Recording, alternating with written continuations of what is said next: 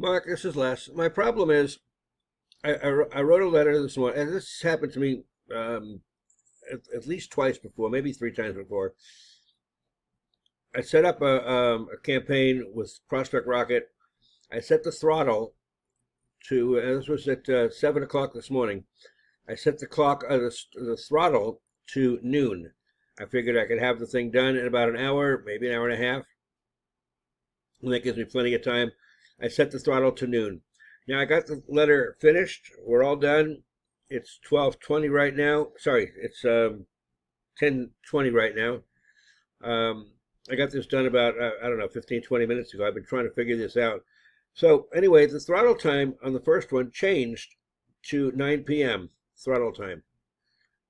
And I don't know how to change it back again. I want it to go out at noon, maybe 1 o'clock even, but I certainly don't want it to go out at 9 o'clock at night. So I don't know how to get to that same page and change the throttle back. Appreciate your help. Bye.